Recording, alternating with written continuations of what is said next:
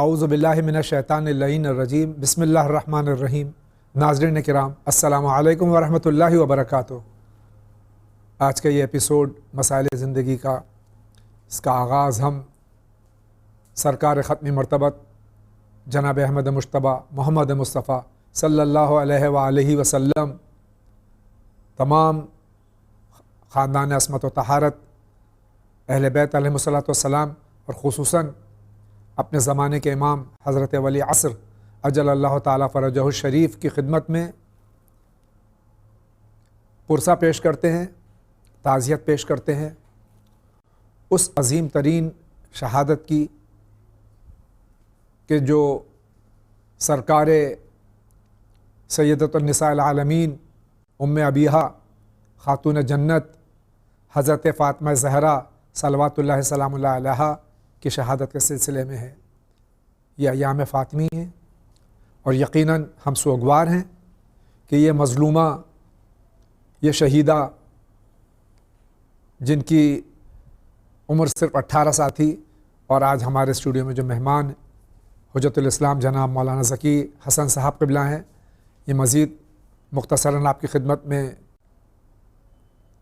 ان کی زندگی کے بارے میں بتائیں گے۔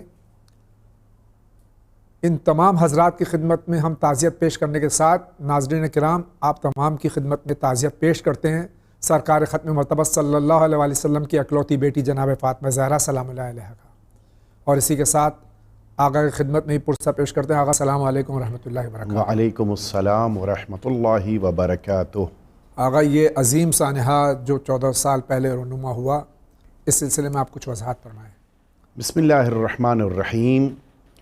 یہ شہادت کی تاریخ جو شہزادی دو عالم سے منسوب ہے اور جسے دوسری شہادت کی تاریخ قرار دیا جاتا ہے، بڑی مظلومیت کی تاریخ ہے شہزادی دو عالم کی۔ اور میں ایک جملہ کہوں کہ دنیا میں بہت سے افراد آئے اور کچھ دن زندگی گزار کے چلے گئے، معمولاً ان افراد کی زندگیاں دوسرے لوگوں کے لیے نمونہ عمل بنتی ہیں، لیکن پروردگار عالم کا انتظام اور اہتمام یہ ہے کہ اہل بیت اطہار، ان ہستیوں کی زندگیاں بھی ہم سب کے لیے بہترین نمونہ عمل ہیں، بے شک، اور خود ان ہستیوں کی شہادت اور شہادت کے موقع پر رونما ہونے والے واقعات بھی ساری انسانیت کے لیے مشعل راہ ہیں اور ان لوگوں کو ہدایت کی راہ پر لے آنے کے لیے بہترین ذریعہ ہیں۔ سید عالمیان کی مظلومیت تقریباً 10 عدد مظلومیتیں بیان کی گئی ہیں کہ جو ساری کی ساری اپنی جگہ کے اوپر بے نظیر اور بے مثال ہیں۔ یعنی یہ وہ مظلومیت ہے کہ جس کو دنیا میں آپ کہیں تلاش نہیں کر سکتے۔ کون سی ایسی خاتون ہے کہ جس کے شکم میں موجود بچے کو شہید کیا جائے؟ دنیا میں کون خاتون ہے کہ جس کے دروازے کو جلایا جائے؟ دنیا میں کون خاتون ہے کہ جس کے بدن کو لہو لہان کیا جائے؟ کون خاتون ہے کہ جس کو تازیانے لگائے جائیں؟ کون ایسی خاتون ہے کہ جس کے ہاتھ میں والد کا نوشتہ موجود ہو، اسے پھاڑ کے پھینک دیا جائے؟ کون ایسی دنیا میں خاتون ملے گی کہ جو 18 سال کی عمر میں کمر خمیدہ ہو چکی ہو اور عصا کے سہارے سے اپنے راستوں کو طے کرے؟ کون ایسی خاتون ہے کہ جس کے رونے پر مدینے میں پابندی لگائی جائے؟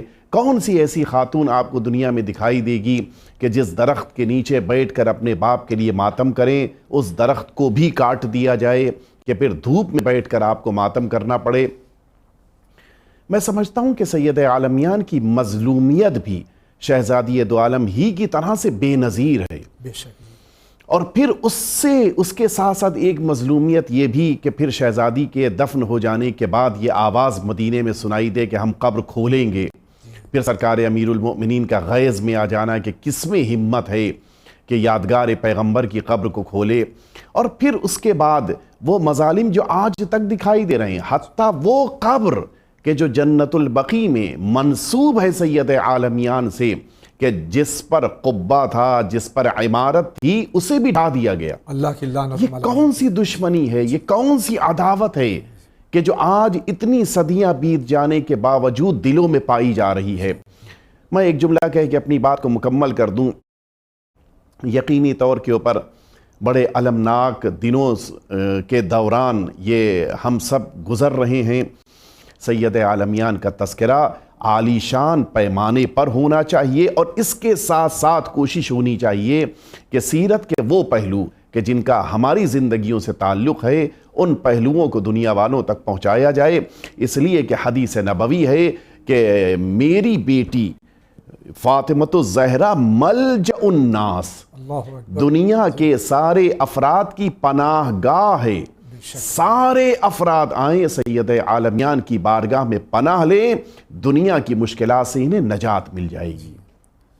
بہت بہت شکریہ۔ یہ بہت ہی مختصراً یہ بیان ہے، اور سرکار خاتون جنت سلام اللہ علیہا کے سلسلے میں ہماری ایک ادنا سی پیشکش ہے، لیکن چونکہ یہ مسائل زندگی کا پروگرام ہے اور اس میں سوالات آپ کے ہوتے ہیں، ہم بغیر کسی تمہید کے آج کا یہ پروگرام شروع کرتے ہیں اور دیکھتے ہیں سب سے پہلا سوال کس شہر سے۔ ہلو، میرا سوال یہ ہے کہ ایک بہو جب گھر پہ ساس رہتے ہیں، وہ بہو ہر ایک بات جو گھر میں چلتا ہے سویرے سے رات تک، کون آتے کون جاتے ہیں، کون کیا کھاتے ہیں، ہر چیز بھی میکے میں بتانا کیا ضروری ہے مولانا؟ بتائیے آپ۔ ہر چیز گھر کی بھابھی میکے میں بتانا ضروری ہے؟ اور ایک بات، ماں باپ کی اتنی بھی بات سننا کیا ضروری ہے؟ آپ لوگ ایک مولانا نے بتائے تھے جن چینل میں کہ ساس کے اوپر بہو کے اوپر کچھ فرض نہیں ہے، جب وہ چاہیں گے، اگر بہو چاہیں گے۔ یہ ایک خاندانی مسئلہ ہے، بہرحال یہ جو یہاں شریعت بیان کی جاتی ہے، جو شریعت میں ہم تبدیلی کر نہیں سکتے ہیں، لیکن اس کا یہ مطلب نہیں آگا کہ بہو ساس پہ یا خاندان پہ جہاں بیاہ کے گئی ہے ان کے ساتھ ایسا سلوک ہے جیسا کہ ہماری بہن بیان فرما رہی ہیں۔ دیکھیے، دو باتیں ہیں۔ پہلی بات تو میں یہ عرض کروں کہ جیسا آپ نے یہ بات کہی کہ یہاں پر جب مسئلہ پوچھا جاتا ہے تو شرعی جواب دیا جاتا ہے، یعنی شرعی جواب سے مراد یہ ہے کہ جو قرآن اور اہل بیت اطہار کی سنت اور سیرت کے مطابق ہے۔ اب اس کی بنا پر اگر کسی کو ناپسند آ رہا ہو تو پھر اس کی ذمہ داری نہیں ہے۔ ہاں، وہ الگ بات ہے، جیسا آپ نے کہا کہ یہ الگ بات ہے کہ پھر خاندان نہیں ٹوٹنے چاہیے۔ ایک ہوتا ہے قانون اور ایک ہوتا ہے اخلاق۔ گھروں کو جو چلانے کا طریقہ کار اللہ نے انسانوں کو عطا کیا ہے وہ اخلاقی ہے، یعنی بزرگوں کی خدمت کرنا۔ ان بزرگوں میں ماں باپ بھی ہیں، ان بزرگوں میں ساس سسر بھی ہیں، ان بزرگوں میں وہ افراد ہیں۔ مثال کے طور پر خاندان کی ایک بوڑھی خاتون ہے تو اس کا کوئی رشتہ نہیں ہے، لیکن اگر اس کی آپ خدمت کریں گے تو پھر یقیناً پروردگار اس کا ایک اجر عطا کرے گا۔ دیکھیے، گھروں کو بہت زیادہ اس انداز سے نہ قرار دیا جائے کہ پھر ہر ایک صرف ایک آپس میں سمجھوتا ہو گیا کہ ساتھ رہ رہے، نہیں۔ جب ساتھ میں تو انسان تو پڑوسیوں کے ساتھ بھی اچھی طرح پیش آتا ہے، یہ تو گھر والے ہیں، رشتہ دار ہیں۔ ایک بات۔ دوسری بات میں یہ عرض کروں کہ بچی کو یہ اختیار ہے کہ وہ اپنے ماں باپ سے رابطہ برقرار رکھے۔ رخصت ہو جانے کے باوجود بچیوں کا رشتہ اپنے ماں باپ سے ٹوٹتا نہیں ہے، یقیناً۔ یہ نہیں ہو سکتا کہ پھر مثال کے طور پر کھانا بناتے وقت اگر بچی اپنے ماں باپ سے یہ پوچھ لے کہ ماں سے مثلاً پوچھ لے کہ میں کھانے میں نمک کتنا ڈالوں، تو اس میں کوئی عیب نہیں ہے۔ اچھا، بچی کو بھی اب آپ اختیار دیجئے، وہ نئی آئی ہے اس گھر میں تو اب اپنے دل کو لگانے میں بھی اس کو وقت لگے گا، لہٰذا اس کا جو اٹیچمنٹ 20 سال 22 سال سے جس گھرانے سے تھا اچانک تو نہیں ٹوٹے گا، کچھ وقت لگے گا۔ تیسری بات، بہت زیادہ شوہر زوجہ کی ازدواجی زندگی میں بقیہ افراد دخالت نہ دیں۔ انہوں نے جیسا ایک لفظ استعمال کیا کہ بھابھی، یعنی اس کے معنی یہ ہے کہ یہ اس خاتون کو بھابھی سمجھتے ہوئے اس کے بارے میں استفسار کر رہی ہیں۔ بہت زیادہ ازدواجی زندگیوں میں اور اسی دخالت کی بنا پہ کبھی کبھی خانوادے ٹوٹ جاتے ہیں۔ لیکن آخر کلام میں یہ بات کہوں گا کہ یہ تو جو میں نے ایک بات کہی ہے یہ کامن بات کہی ہے، پرٹیکولر کسی ایک خاص میٹر میں اگر آپ کو سولوشن چاہیے ہے تو اپنے علاقے کے عالم دین سے رجوع کریں اور ان کے پاس جا کے ساری تفصیلات بتائیں، ان کے بتائے ہوئے رہنمائی اصول کے اوپر آپ اپنی زندگی گزاریں، یقیناً گھر کے حالات بہتر ہو جائیں گے انشاءاللہ۔ انشاءاللہ۔ اسی کے ساتھ اگلا سوال لیتے ہیں۔ میں ثنا ملک سری نگر سے بول رہی ہوں۔ میرا ایک سوال ہے جس کی میں وضاحت چاہتی ہوں۔ قرآن پاک میں صبر کی بہت تلقین کی گئی ہے۔ حدیث میں ہے جب رسول صلی اللہ علیہ وآلہ وسلم کو فرزند کا انتقال ہوا، انہوں نے بھی صبر کا مظاہرہ کیا۔ تو اہل بیت طاہرین جو خود بھی صبر کے پیکر تھے، تو ان کے ظلم پر رونا پیٹنا، مختلف طریقوں سے عزاداری کرنا، کیا یہ بے صبری میں شمار نہیں ہوگا؟ اس کا جواب بمطابق قرآن دیجیے۔ وصل۔ ہماری بہن صبر کا مفہوم نہیں سمجھ پائی ہیں، ذرا سمجھا دیجیے۔ میں عرض کروں کہ ایک کتاب ہے العقد الفرید، اور اسی طرح سے ذخائر العقبہ، اسی طرح سب سے مشہور کتاب صحیح بخاری اور سیرت ابن اسحاق، یہ ساری اہل سنت کی سب کتابیں۔ برادران اہل سنت کی، ان چاروں کتابوں میں لکھا ہے کہ جس موقع کے اوپر حضور اکرم کے بیٹے جناب ابراہیم کا انتقال ہوا، آپ گریہ فرما رہے تھے۔ اچھا، لوگوں نے بڑے تعجب سے پوچھا، یا رسول اللہ آپ رو رہے ہیں، آپ کو تو صبر کرنا چاہیے۔ اس موقع کے اوپر حضور اکرم نے فرمایا تھا کہ صبر کے معنی تم سمجھے نہیں۔ اللہ اکبر۔ تدمع العینان، آنکھیں گریہ کرتی ہیں، وَيَحْزُنُ الْقَلْبُ، دل روتا ہے، دل محزون ہوتا ہے، لیکن صبر کے معنی کیا ہے؟ وَلَا نَقُولُ مَا يَسْخُطُ الرَّبِّ، اللہ اکبر۔ میں وہ ایس بات اپنی زبان پہ جاری نہیں کروں گا جو اللہ کو ناراض کرے۔ رونا صبر کے خلاف نہیں ہے، دل کا غمزدہ ہونا صبر کے خلاف نہیں ہے، بلکہ اللہ کے خلاف گفتگو کرنا یہ صبر کے خلاف ہے۔ لہٰذا توجہ رکھیں، اور خود جیسا ہماری بہن نے یہ سوال پوچھا ہے، خود سرکار سید الشہداء، ان پر خود سرکار ختمی مرتبہ حضرت محمد مصطفیٰ صلی اللہ علیہ وآلہ وسلم نے گریہ فرمایا ہے۔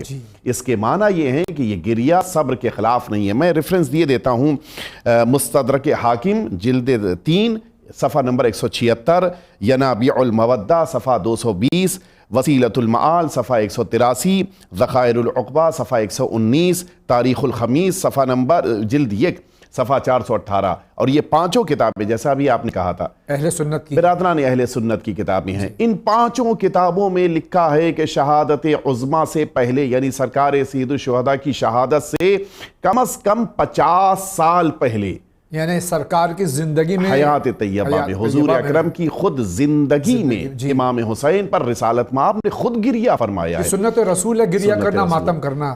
تو آخر کلام میں یہ بات کہہ دوں کہ دیکھیں، صبر کے یہ معنی نہیں ہے کہ آنکھیں نہ روئیں، صبر کے معنی یہ ہے کہ ہم اس انداز میں فریاد نہ کریں جو اللہ کے خلاف ہو، جو شریعت کے خلاف ہو، اور اسی لیے ہماری عزاداری شریعت کے دائرے میں ہے، اور ہم امام حسین کی اس مظلومیت پہ آنسو بہاتے ہیں کہ جس مظلومیت پر جناب آدم نے گریہ کیا، جناب نوح نے گریہ کیا، جناب ابراہیم نے گریہ، سارے انبیاء کرام نے من جملہ سرکار ختمی مرتبت نے گریہ فرمایا، سرکار امیر المومنین نے گریہ فرمایا، صدیقہ طاہرہ نے، یہ سب وہ ہستیاں ہیں جو شہادت سے پہلے گریہ کر رہی ہیں، اور پھر شہادت کے بعد تو ایک سلسلہ ہے معصومین کا کہ سارے معصومین نے سرکار سید الشہداء پہ گریہ کیا ہے، اور ہم انہی کی پیروی کرتے ہوئے امام حسین کے لیے فرش عزا بچھاتے ہیں اور ان کے لیے گریہ کرتے ہیں۔ جی آئیے اس کے ساتھ آگے بڑھتے ہیں۔ میں محمد شریف جموں سے بول رہا ہوں۔ میرا سوال یہ ہے کہ ہمارے کوئی مولانا صاحب ایسے بول رہا ہے کہ یہ ہم لوگ کیوں نا جو جوان لوگ فوج میں جاتے ہیں، یہ فوج میں جانا، اس کے بعد ان کا پیسے کا استعمال اچھے کاموں میں صرف کرنا، اور جو نا فوج میں جانا ہی جو نا منع ہی کر رہا ہے کچھ جانے کے بعد جو پیسہ وغیرہ ہے اس کو اچھے راستے میں استعمال نہیں کرنا چاہیے بول رہا ہے، یا کوئی ایسے بھی بول رہے ہیں کہ ان کے ہاتھ سے کھانا نہیں چاہیے، ان کو الگ رکھنا چاہیے بول رہا ہے۔ کہ اس کے بارے میں مولانا صاحب کچھ تفصیل سے بتا سکتے ہیں؟ مہربانی۔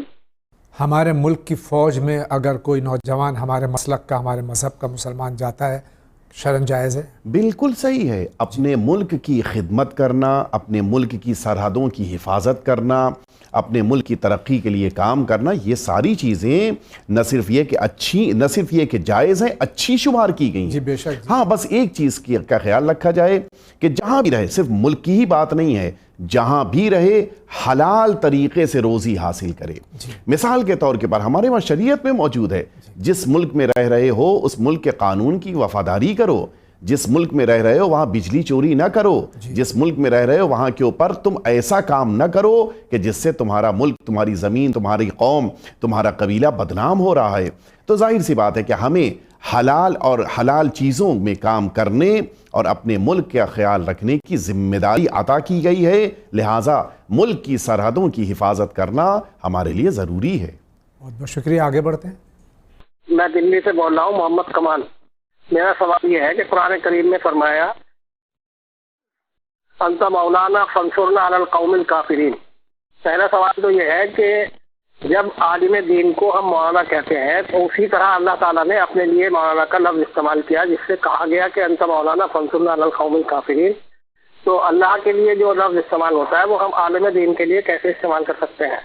دوسرے نمبر پر یہ پوچھنا ضروری ہے کہ یہ قوم الکافرین کون ہے؟ اگر اس کی وضاحت طلب فرما دیجیے تو بڑا آسان ہوگا. السلام علیکم. قرآن میں اللہ نے اپنے لیے بھی مولانا کہا ہے, سرکار ختم معتمد کے لیے بھی مولانا کہا ہے, اور امیر المومنین کے لیے مولانا کہا ہے. صرف اللہ کے لیے مخصوص نہیں ہے لفظ.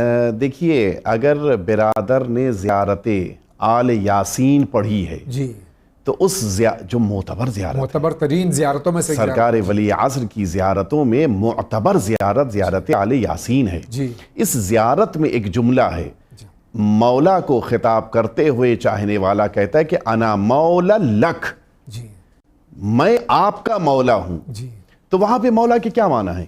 وہاں پر مولا کے معنی ہے میں آپ کا خدمت گزار ہوں. اب آپ یہ کہیں کہ جو لفظ اللہ نے اپنے لیے استعمال کیا یہاں پہ آپ نے کیوں استعمال کیا؟ نہیں, معصوم نے تعلیم فرمایا, ہم نے اسے استعمال کیا. اب آئیے میں پڑھ کر ایک جملہ عرض کر دوں آپ کی خدمت میں. اصل حقیقت کیا ہے, کبھی کبھی لفظ کامن ہوتا ہے جی لیکن معنی الگ الگ ہوتے جاتے ہیں. افراد کے لیے اس کے معنی مختلف ہوتے جاتے ہیں. اب جیسے مثال کے طور پہ میں ایک مثال دوں, امام لفظ کتنا محترم, کتنا مقدس, کتنا عالی ہے, لیکن جب جماعت میں کوئی شخص آگے کھڑے ہو کر نماز پڑھا رہا ہے, بقیہ پڑھ رہے ہیں, نماز پڑھانے والے کو امام جماعت کہتے ہیں, پیچھے پڑھنے والے کو مأمومین کہتے ہیں. تو اب یہاں پر امام لفظ پہ آپ اعتراض کریں, نہیں, وہ امام جو مطلقاً استعمال ہوتا ہے وہ اس امام کے لیے جو کائنات کا رہبر ہے. لیکن جب امام اس کے لیے استعمال ہوا تو ایک جماعت کی رہبری, لیڈنگ کر رہا ہے وہ, اس لیے اس کو یہاں پر یہ اس لفظ سے یاد کیا گیا. باطل کا بھی امام ہوتا ہے. باطل کا بھی امام ہوتا ہے. جی اسی طرح سے لفظ مولا یا مولانا بھی ہے. مولانا کے معنی ہوتے ہیں ہمارا سرپرست. جی ہمارا سرپرست اگر آپ نے کسی شخص کو کہا تو اس میں کوئی عیب نہیں ہے. اس زاویے سے کہ اللہ نے اپنی ذات کے لیے استعمال کیا, اور بہت سے کلمات کے جو اللہ اپنے لیے استعمال کرتا ہے ان کلمات کو پروردگار نے بندوں کو بھی عطا کیا. رب الارباب, رب ہے پروردگار ان لوگوں کے درمیان کے جو پالنے والے ہیں, یعنی اور بھی لوگ رب کہلا رہے ہیں. وہ مشہور جملہ موجود ہے جناب عبد المطلب کا کہ جس موقع کے اوپر یہ ہاتھیوں کا لشکر آ رہا تھا, اس موقع کے اوپر ان کے اونٹوں کو لے لیا گیا تھا, اور جس موقع کے اوپر پہنچے ہیں کہ میرے اونٹ واپس کرو, کہا گیا کہ ہم تو سمجھے تھے شاید خانہ کعبہ کے لیے آپ آئے ہوں گے. وہاں پہ ان کا جملہ موجود ہے کہ انا رب الابل, میں ان اونٹوں کا پالنے والا ہوں.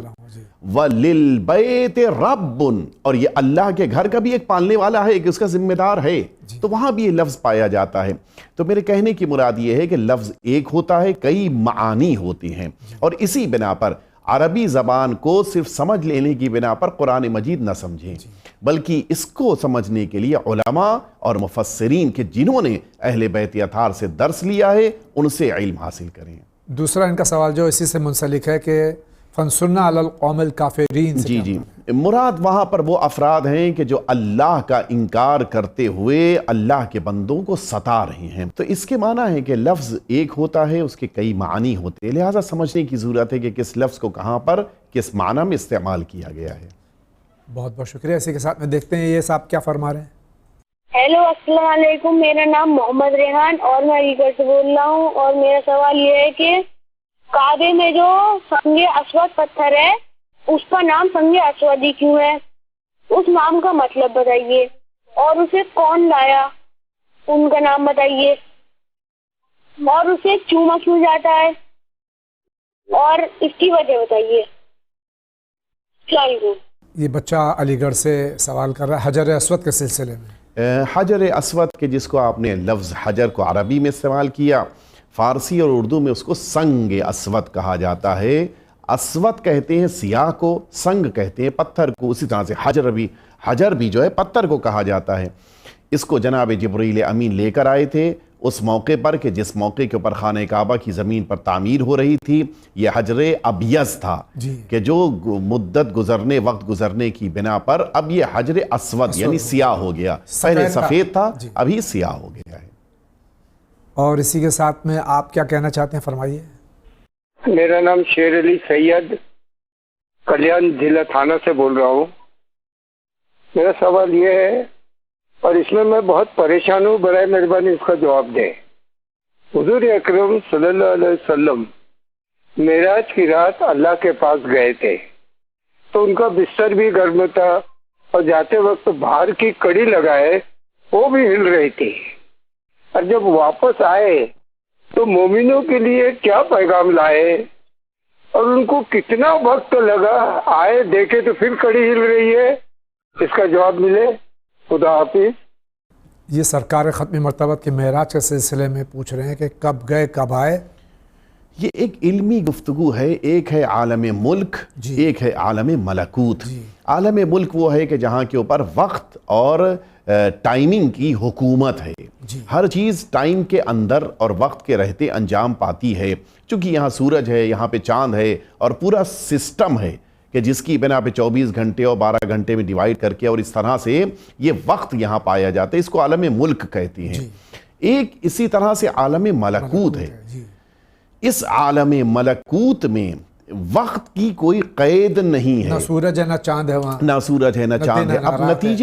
اب نتیجے میں پروردگار عالم جب اپنے نمائندوں کو عالم ملکوت کی سیر کراتا ہے وہاں وقت کی قید نہیں ہوتی. اس کو آپ یوں سمجھ لیجئے کہ جس طرح سے مثال کے طور کے اوپر آپ کے پاس گھڑی تو ہے لیکن اس میں آپ سل نہ لگائیے تو اب یہ گھڑی رکی ہوئی ہے. اب آپ جب واپس دوبارہ جب سل اس میں لگائیں گے تو جہاں پر رکی تھی وہیں سے دوبارہ وہ چلنا شروع کرے گی. ٹھیک وہی صورتحال عالم ملکوت کی ہے کہ جس میں وقت کی کوئی قید ہی نہیں ہے. لہٰذا حضور اکرم کا وہ سیر کرنا، معراج کی شب میں تشریف لے جانا، سرکار امیر المؤمنین کی ولایت کو لے کر زمین پہ واپس آنا، چونکہ یہ بھی سوال تھا کہ کیا لے کر آئے. معراج کے لیے ہمارے اور آپ کے چھٹے امام امام جعفر صادق علیہ السلام کی یہ مشہور حدیث موجود ہے کہ جب معراج کی شب حضور اکرم تشریف لے گئے اللہ کی بارگاہ میں اللہ نے پوچھا کہ اے پیغمبر آپ کے بعد کون نمائندہ ہے ہمارا؟ کہا رسول اللہ واقف ہیں لیکن چاہتے ہیں کہ یہ بات اللہ کی زبان اطہر سے آئے. پروردگار عالم سے کہا رسالت مآب نے کہ خدا اللہ اعلم، بہتر تو جانتا ہے، خدا جانتا ہے. اس موقع کے اوپر آواز آئی کہ اے پیغمبر آپ زمین پر اعلان کر دیجئے کہ آپ کے بعد علی ابن ابی طالب کے جو قائد الغر المحجلین امیر المؤمنین، یہ لقب وہاں پر ملا ہے. یہ دو لقب امیر المؤمنین اور قائد الغر المحجلین، یہ دو کلمات کے ساتھ اللہ نے فرمایا کہ سرکار امیر المؤمنین کی ولایت کا آپ زمین پہ اعلان کیجئے.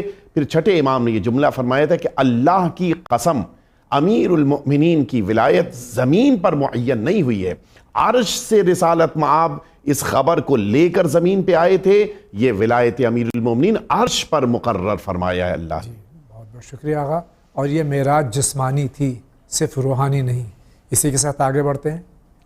ممبئی ہے، میرا نام عیسیٰ علی ہے.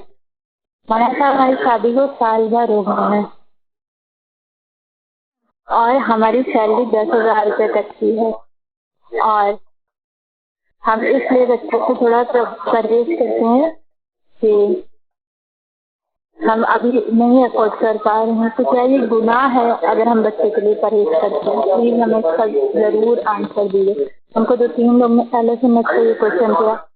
یہ ہماری بہن کا سوال. پہلے تو ناظرین کرام ایک بار پھر آپ کی خدمت میں یہ میں عرض کر دوں کہ جب آپ کا ٹیلی فون لگ جائے برائے مہربانی پیچھے اپنے ٹی وی سیٹ کو میوٹ کر دیجئے، ڈسٹربنس کو ختم کرنے کی کوشش کیجئے تاکہ واضح طور سے آپ کا سوال ہم تک پہنچے اور ہم علماء کی خدمت میں پیش کر سکیں. آپ کا سوال میرے لیے واضح نہیں تھا لیکن جتنا سمجھ سکا ہوں وہ یہی ہے کہ یہ سیلری ان کی کم ہے اور شادی کو 1 سال ہوا ہے، اب یہ پلاننگ کر رہی ہیں ابھی فی الحال بچہ نہیں چاہتی ہیں؟ دیکھیے دو باتیں ہیں جی. ایک بات تو یہ ہے کہ اگر وہ بچہ ابھی نہیں چاہ رہی ہیں تو اس میں کوئی عیب نہیں. جی.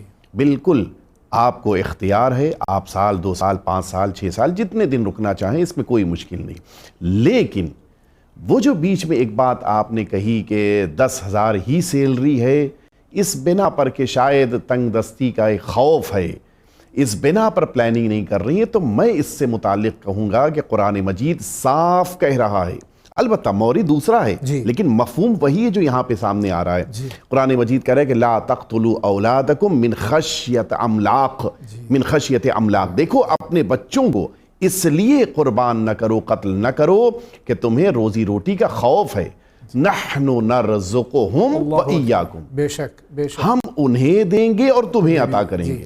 یہاں پہ ایک فصاحت ہے. پروردگار عالم نے یہ نہیں کہا ہے کہ تمہیں دیں گے اور انہیں دیں گے. پروردگار عالم نے کہا ہے کہ انہیں دیں گے اور تمہیں دیں گے.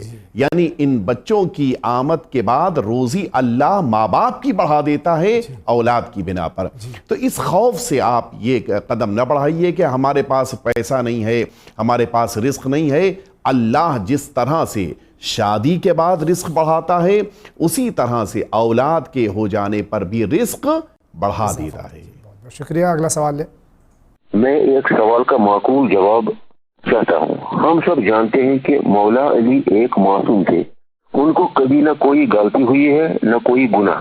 تو مولا علی دعائی کمیل میں بار بار گناہوں کا اقرار کرتے ہیں اور کہتے ہیں کہ یا اللہ میں ایک مجرم ہوں، مجھ سے بے شمار گناہ ہوئے ہیں اور ہر جہالت پر میں نے عمل کیا.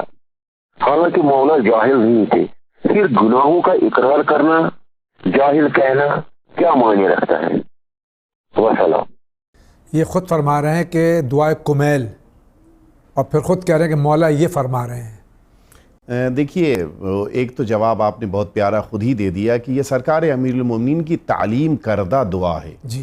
یعنی سرکار امیر المومنین نے جناب کمیل کو بتایا ہے کہ ایسے دعا کرو. جی. تو خود بھی اسی دعا کو اس انداز میں پڑھ رہے ہیں، یہ کیسے آپ ثابت کریں گے؟ البتہ اہل بیت اطہار کی دعاؤں میں استغفار اور توبہ دونوں کا تصور ہے، لیکن اس کے 10 جواب 10 ریزنز بیان کیے گئے ہیں، جن میں سب تو بیان کرنا وقت کے اندر اتنی گنجائش نہیں ہے کہ میں پیش کر پاؤں، لیکن 2-3 میں آپ کی خدمت میں عرض کروں. ایک سب سے بڑی چیز اہل بیت اطہار نے ان دعاؤں میں جب استغفار کیا ہے تو یہ استغفار خود اپنے لیے نہیں ہے. جی. جناب یعقوب کے بیٹے آئے تھے اور یہ کہا تھا کہ والد آپ ہمارے لیے ابانا استغفر لنا، ہمارے لیے استغفار کیجئے، اور پھر انہوں نے اللہ کی بارگاہ میں استغفار کیا. تو یہ جو استغفار ہے جناب یعقوب اپنے لیے نہیں کر رہے ہیں، اپنی اولاد کے لیے. اور اس کی ایک اور مثال دے دوں میں. قرآن مجید کہہ رہا ہے کہ وَلَوْ أَنَّهُمْ إِذْ ظَلَمُوا أَنفُسَهُمْ جَاءُوكَ فَاسْتَغْفِرُوا اللَّهَ وَاسْتَغْفَرَ لَهُمُ الرَّسُولُ. اللہ کی بارگاہ میں گناہ کر دینے کے بعد اللہ کی بارگاہ میں جب یہ آ رہے ہیں، رسول اللہ کے پاس آ رہے ہیں، اللہ کی بارگاہ میں یہ بھی استغفار کریں اور ان کے لیے رسول اللہ بھی استغفار کریں. تو اس کے معنی ہے کہ رسول اللہ کبھی امتیوں کے لیے بھی استغفار فرماتے ہیں. امیر المؤمنین کبھی اپنے چاہنے والوں کے لیے بھی استغفار. تو یہ جو کلمات ہیں، یہ کلمات اہل بیت اطہار اپنے چاہنے والوں کے لیے اپنی زبان اطہر پہ جاری فرماتی ہے. ایک بات. دوسری بات میں عرض کروں کہ ہمیشہ استغفار گناہوں کے لیے نہیں ہے. جی. ہم جب 2 سجدوں کے درمیان بیٹھتے ہیں تو اپنی زبان پہ کیا کلمہ جاری کرتے ہیں؟ استغفر اللہ ربی واتوب الیہ. جی. خدارا ہم تیری بارگاہ میں استغفار کر رہے ہیں اور تیری بارگاہ میں توبہ کر رہے ہیں. سجدہ کرنے کے بعد سر اٹھا کر بیٹھ کر کون سا گناہ ہو گیا کہ یہ جملہ کہہ رہے ہیں؟ جی. نہیں، ہمیشہ استغفار گناہ کے لیے نہیں ہے، بلکہ یہاں پر جو استغفار بیان کیا گیا ہے علماء نے لکھا ہے اس کی ایک وجہ ہے. ہم سجدہ کرنے کے بعد بیٹھ کر کہتے ہیں کہ پروردگار مجھے معاف کر دے. کیوں؟ اس لیے کہ جو تیرے سجدے کا حق تھا وہ میں ادا نہیں کر پایا. سبحان اللہ. جی. سرکار رسالت مآب نے جملہ فرمایا تھا کہ ما عبدتک حق عبادت، ایک پروردگار جو تیری عبادت کا حق ہے وہ میں ادا نہیں کر پایا. اللہ اکبر. اللہ جبکہ رسالت مآب سے زیادہ بندگی کا حق ادا کرنے والا دنیا میں کوئی نہیں ہے. بے شک. سرکار امیر المومنین سے زیادہ کوئی بندگی کا حق نہیں ادا کر سکتا. لیکن جب ذات پروردگار کی بارگاہ میں یہ ہستیاں خود کو حاضر دیکھتی ہیں تو پھر محسوس یہ کرتی ہیں کہ اللہ کے مقابل جیسی عبادت، جیسا سجدہ، جیسا رکوع ہونا چاہیے ویسا نہیں ہے. تو یہ گناہوں کے لیے استغفار نہیں ہے، عظمت پروردگار کے مقابل اپنے اعمال کے لیے اقرار ہے اور اس کے لیے پروردگار کی بارگاہ میں استغفار ہو رہا ہے. بہت بہت شکریہ. اگلے سائل کا سوال. ہمارا یہ سوال ہے، کیا جو سنت نماز ہم لوگ پڑھتا ہے کیا یہ اللہ کا حکم ہے یا نبی کریم صلی اللہ علیہ وسلم کی حکم ہے؟ یہ ہم کو سننا ہے اور جانکاری لینا ہے. کیا یہ نبی بھی پڑھتا تھا اس لیے ہم لوگ پڑھتا ہے، یہ اللہ کا حکم ہے جیسے کہ سنت نماز؟ یہ ہمارا سوال ہے. بھائی کوئی بتا دینا بہتر ہے کہ جو سرکار کرتے تھے اللہ کے حکم سے ہی کرتے تھے. جی وما ينطق عن الهوى ان هو الا وحی یوحى وما تشاءون الا ان یشاء اللہ وما رمیت اذ رمیت ولکن اللہ رمی. یہ 3 آیتیں اس بات کی گواہ ہیں کہ قول پیغمبر اللہ کے حکم سے ہے، عمل پیغمبر اللہ کے حکم سے ہے، حتیٰ فکر اور ارادہ بھی اللہ کے ارادے کے بعد ہے. تو حکم پروردگار کا ہے، عمل پیغمبر اکرم صلی اللہ علیہ وآلہ وسلم کا ہے. بہت بہت شکریہ. اگلے سائل کیا کہنا چاہ رہے ہیں؟ میں سری نگر سے بول رہا ہوں، میرا نام عبد الرحمان ہے. تو ایسا میرا سوال اس طرح ہے کہ میرا ایک پہلے نکاح سے ایک اولاد ہے جو نکاح بعد میں ٹوٹ گیا، اور جب دوسری شادی ہوگی تو دوسری شادی سے 3 بچے ہیں الحمدللہ. تو پہلے نکاح سے جو لڑکا ہوا ہے وہ کافی بالغ ہو چکا ہے، اپنا روزگار خود کماتا ہے. تو کچھ دنوں سے وہ مجھے اپنی جو ہے جائیداد سے جو میرے ماں باپ سے مجھے ملی ہے تو اس میں سے اپنا حصہ وہ جتانے کی کوشش کر رہا ہے، مانگ رہا ہے زبردستی، جبکہ وہ میرے پاس میں نہیں ہے اور نہ میری مطلب اس کو کوئی مطلب پرورش میں کوئی حصہ رہا، کیونکہ وہ میری کنٹرول سے بچپن میں ہی الگ ہو کے اپنی ماں کے پاس چلا گیا. اب اس کی شادی بھی ہو گئی ہے، گھر داماد بھی ہو گیا ہے، 2 بچے بھی ہیں.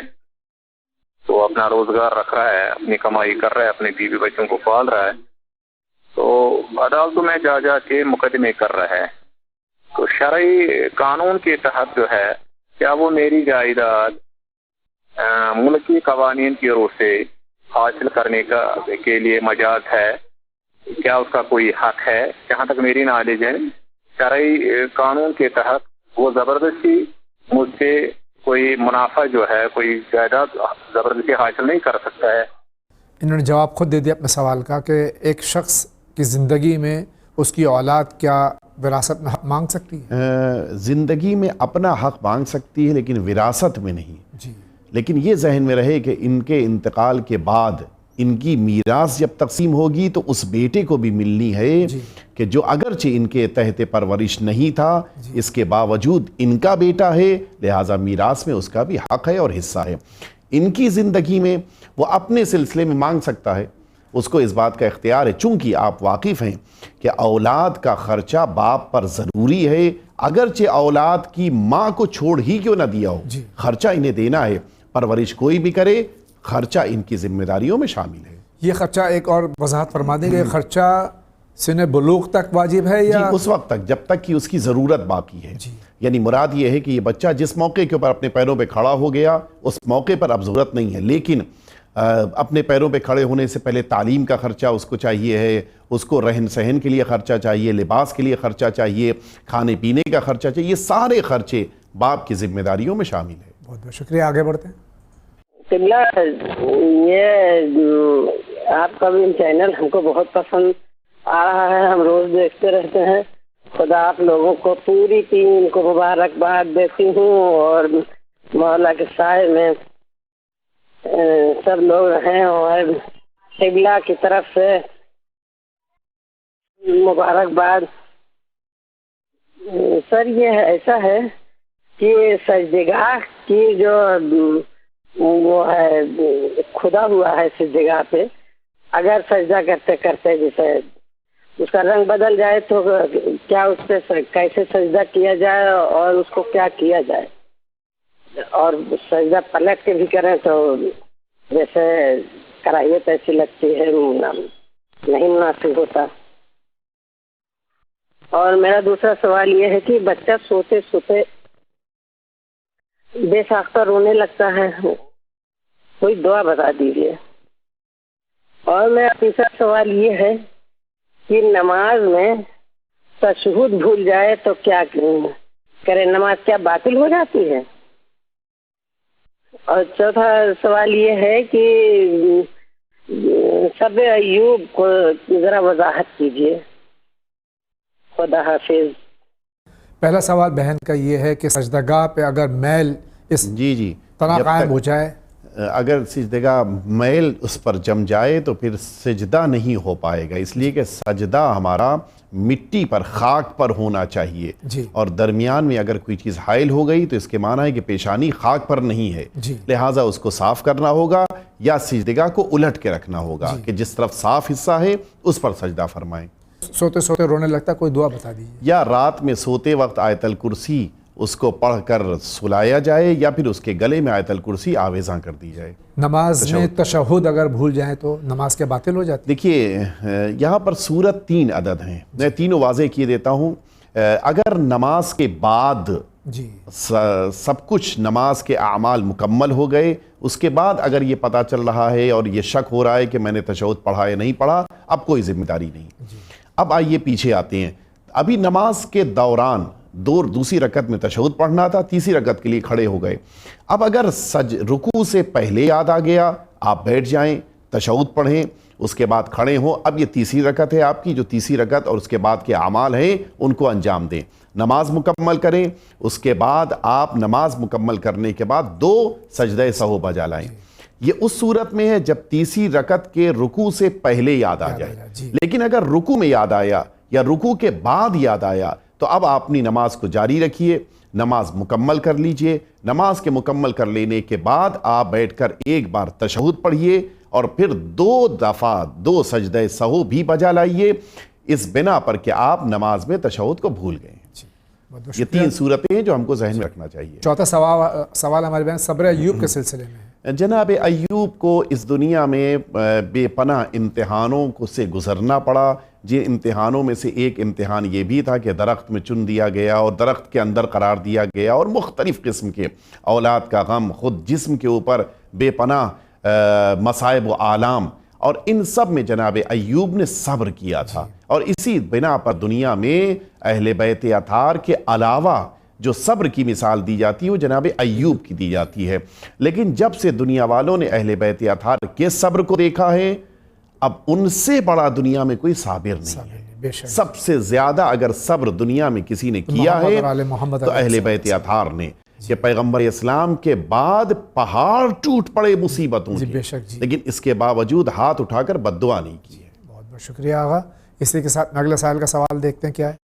میں کشمیر سے ایک سائل ہوں، سوال اس طرح ہے کہ واجب غسل کے لیے تیمم پڑھ کر نماز پڑھتے ہیں، کیا حسب معمول تاکیبات اور طولانی دعا پڑھ سکیں گے یا نہیں؟ یہ اگر عذر شرعی ہو اور غسل نہیں کیا یا وضو نہیں کیا عذر شرعی کی وجہ سے اور تیمم کیا تو اس سے نماز تو ہو جائے گی، دعائیں بھی پڑھ سکتے ہیں؟ جی باقاعدہ نماز واجب ہے، جب واجب کو پڑھ رہے ہیں تو پھر بقیہ مستحبات کو بھی، جب تک تیمم باقی ہے تب تک آپ اپنے مستحبات کو بجا لاتے رہیے۔ ہاں جب تیمم باطل ہو جائے، مثال کے طور کے اوپر پانی آ گیا یا مثال کے طور کے اوپر کسی اور نواقض وضو میں سے کسی ایک چیز کے ذریعے سے تیمم ٹوٹ گیا تو پھر اس صورت میں آپ نہیں، لیکن ہاں جب تک تیمم ہے اس وقت تک آپ ان عبادتوں کو، قرآن مجید پڑھ سکتے ہیں، آپ دعائیں پڑھ سکتے ہیں، آپ بقیہ سارے اعمال کے جن میں طہارت کی شرط ہے ان سب کو آپ اختیار کر سکتے ہیں۔ بہت بہت شکریہ۔ آپ فرمائیے۔ ہم زیگم جگل بہرائچ سے بول رہے ہیں۔ حضور یہ بتائیں کہ جیسے ہمارے پاس عراق کا کربلا کا نگ حقیق ہے اور اس پہ پنجتن پاک کا نام لکھا ہوا ہے تو اس کو ہم بنوا کے پہننا چاہتے ہیں، تو یہ بتائیں کہ لیٹرین وغیرہ جانے میں یا اسلام کی نجاست میں کیا اس کو کیا کرنا چاہیے؟ اور دوسری بات یہ ہے کہ 2 انگلیوں میں ہم ایک عتیق پہنے ہوئے ہیں اور ایک فیروزہ پہنے ہوئے ہیں. کیا تیسری انگلی میں پہن سکتے ہیں؟ کلمے کی جو بغل والی انگلی بڑی ہوتی، اس کے بارے میں ہم کو بتائیں کہ پہنے کہ نہیں پہنے. نگ اگر کندھا ہو، عقیق، فیروزہ جو بھی ہے، اس پہ اہل بیت علیہ السلام کا نام و قرآنی آیات ہو، اس کو کس طرح سے پہنا جائے؟ جو احترام کے تقاضے ہیں ان کا خیال رکھنا ضروری ہے. شریعت نے حکم دیا ہے کہ اگر نجس ہیں تو ان کو مس نہیں کر سکتے، تو مس نہیں کر سکتے. اور پھر ان جگہوں کے اوپر جو باعث توہین ہے ان جگہوں پر بھی اس کو نہیں لے کر جانا ہے. دوسرا سوال بھائی کا یہ ہے کہ اگر ان 2 انگلیوں میں جس میں انگلی پہننا مستحب ہے، اس کے علاوہ اگر اس انگلی میں پہننا چاہیں تو کیا پہن سکتے ہیں؟ نہیں، ہمارے وہاں آخر کی 2 انگلیوں میں پہننے کے لیے مستحب قرار دیا گیا ہے، اور ان 2 میں اگر آپ پہن چکے ہیں تو اب آپ کے پاس تیسری انگلی بائیں ہاتھ کی ہے. بائیں ہاتھ کی وہی 2 انگلیاں کہ جن 2 انگلیوں میں دائیں ہاتھ میں آپ پہن چکے ہیں، ان 2 انگلیوں میں آپ بائیں ہاتھ میں پہن سکتے ہیں. ان 2 انگلیوں میں نہیں پہننا ہے. 3 انگلی، انگوٹھے کو بھی اگر شامل کر لیں اس میں نہیں پہننا. جی. آئیے آگے بڑھتے ہیں. میرے 3 سوال ہیں. پہلا سوال یہ کہ کتنے تولے سونے پہ زکوٰۃ واجب ہے، اور کیا سونے پہ زکوٰۃ دی جا سکتی ہے، اور ہاں تو کتنے تولے پہ ہے. دوسرا سوال یہ ہے کہ بین آج کل کچھ مروں سے میں یہ سننا ہوں روایت کہ جناب قمرہ کی شادی بین قاسم سے نہیں حسن مصنع سے ہوئی تھی. کیا یہ صحیح ہے؟ اور اگر یہ غلط ہے تو ایسے مولانا لوگ ایسی روایتیں کیوں پڑھتے ہیں تاکہ جس سے بھرم کی ستیتی پھیلے. تیسرا سوال یہ ہے کہ واقعہ کربلا کے بعد جناب حسن مصنع کیا وہ بھی قید ہوئے تھے یا وہ بھی کہیں اور چلے گئے؟ اس میں زکوٰۃ جو سونے پہ آج کل، جی دیکھیں، ہمارے وہاں سونے اور چاندی پر تب زکوٰۃ واجب ہے جب 2 شرطیں پائی جاتی ہوں. پہلا یہ کہ وہ سونا اور چاندی سکے کی شکل میں ہو. دوسرے یہ کہ وہ سکہ رائج الوقت ہو، معاشرے میں اس کے ذریعے سے لین دین ہو رہی ہو. ان 2 شرطوں کے ساتھ اگر کسی شخص کے پاس 20 مثقال شرعی یعنی موجودہ دور کے 15 مثقال کے برابر یہ سونا سکے کی شکل میں موجود ہے تو پھر 1/40 1/40 حصہ اس کا زکوٰۃ میں دیا جائے گا، کہ جو 9 چنے کے دانے کے برابر ہے، کہ جن میں سے 5 دانہ 1 گرام کے برابر، یعنی تقریباً 2 گرام سے کچھ کم ہوگا. یہ حصہ جو ہے وہ زکوٰۃ کے طور پہ دیا جائے گا. لیکن آج کل تو اس پہ چونکہ کہیں سکہ رائج الوقت ہے ہی نہیں، سکہ رائج الوقت ہونا چاہیے، تب اس صورت میں دیا جائے گا. دوسرا سوال ہمارے بھائی کا وہ عقد جناب قاسم، اس پر سیر حاصل گفتگو اسی ون چینل پر کی جا چکی، اور حقیر نے بھی دلیلوں کے ذریعے سے پوری بات کو پہنچایا تھا. بظاہر شاید 299 ایپیسوڈ تھا، آپ اس کو یوٹیوب کے اوپر دیکھ لیجئے، آپ کو تفصیل سے پتہ چل جائے گا. تیسرا سوال جو ہے وہ ہمارے بھائی کا جناب حسن مصنع کے سلسلے میں ہے کہ وہ کیا قید میں تھے یا تاریخ بڑی مختلف ہے اس سے متعلق، یہ ایک خود تحقیقی موضوع ہے، لہٰذا اس پر ایک مستقل گفتگو ہونی چاہیے. یہ صرف مسائل زندگی کا موضوع نہیں ہے، لہٰذا اس پر خود تحقیق کریں آپ. ایک کتاب موجود ہے جس کتاب میں بڑی تفصیل سے خود سرزمین ہندوستان پر اس موضوع پہ بڑی گفتگو کی گئی ہے. المجالس الحلبیہ، اس کتاب کا مطالعہ فرمائے. تفصیل سے اس میں لکھا گیا ہے کہ کس شخصیت کے ساتھ عقد ہوا تھا اور کتنی مدت وہاں کے اوپر قیام رہا. بہت بہت شکریہ. آگے بڑھتے ہیں. میرا سوال یہ ہے کہ جو لڑکی ہم شادی کر کے اپنے بیٹے کی اپنے گھر میں بہو بنا کے لاتے ہیں تو وہ اپنے سسر کے لیے یعنی بیٹے کے شوہر کے والد کے لیے، اس کے شوہر کے والد کے لیے وہ محرم ہے یا نامحرم ہے؟ بس یہی چھوٹا سا سوال ہے، اس کا جواب دیجیے پلیز. خسر کے لیے بہو محرم ہے یا نامحرم؟ بالکل 100% ہمارے اسلام کی شریعت میں خسر اپنی بہو کے لیے محرم ہے، سسر اپنی بہو کے لیے محرم ہے. حتیٰ اگر بیٹے نے کسی وجہ سے طلاق بھی دے دی ہے پھر بھی سسر کے لیے یہ بہو محرم رہے گی. بہت بہت شکریہ. آگے بڑھتے ہیں. میں یہ جاننا چاہتی ہوں کہ جو مرحوم ہو گئے دنیا سے چلے گئے ہیں، ان کی جو سال میں برسی کیا جاتا ہے وہ برسی ہر سال کرنا چاہیے، اور اگر وہ ان کا برسی کا کھانا کسی ہوٹل میں کوئی غریب لوگ کو جا کے کسی درگاہ پہ کھلایا جائے ان کے نام سے، کیا وہ درست ہوگا یا نہیں ہوگا؟ اور دوسرا یہ ہے میرا کہ عورتوں کو قبرستان جانا چاہیے یا نہیں جانا چاہیے؟ پلیز میرا سوال کا جواب دیجیے. السلام علیکم. ایصال ثواب کے لیے کیا برسی شرط ہے یا روز کر سکتے ہیں غریبوں کو کھانا کھلانا؟ آپ نے بڑے اچھے انداز سے سوال کی توضیح کر دی. ورنہ حقیقت یہ ہے کہ برسی کہتے ہیں اپنے مرحوم کے ایصال ثواب کو. آپ ان کی برسی کے موقع پر آپ ایصال ثواب کی مجلس منعقد کریں، ایصال ثواب کے لیے قرآن مجید پڑھ دیں. یہ جو بات ہے یہ صرف برسی کی بات نہیں ہے. سال بھر اپنے مرحومین کو یاد کریں، سال بھر اپنے مرحومین کے لیے غریبوں کو کھانا کھلائیں، سال بھر اپنے مرحومین کے لیے صدقہ دیتے رہیں، سال بھر اپنے مرحومین کو دعاؤں میں یاد کریں، سال بھر اپنے مستحب اعمال میں ان مرحومین کو ایصال ثواب کرتے رہیں. صرف برسی کی بات نہیں ہے کہ مقید کر دیا جائے کہ صرف برسی ہی میں یہ سب ہوگا. ہمیشہ جتنا زیادہ آپ کر سکتے ہیں اتنا ہی اس مرحوم کو آپ کے اس عمل کی بنا پر فیض ملے گا. ایک بات اور بتا دیجئے کہ یہ سب تو بہت ضروری ہے کہ ان کے لیے فاتحہ، غریبوں کو کھانا کھلانا سب، لیکن جو ان کے واجبات ہیں اس پر ہمارا کیوں نہیں اصرار ہوتا ہے؟ مجھے یاد ہے اسی پروگرام میں یہ بات پوچھی گئی تھی کہ مرحوم کے لیے سب سے پیارا عمل کیا ہے. تو پیارے اعمال وہ ہیں کہ جو مستحب ہیں، لیکن ان سے پہلے وہ واجبات کے جو ایک مرحوم اس دنیا سے کسی وجہ سے نہیں انجام دے پائے اور چلا گیا.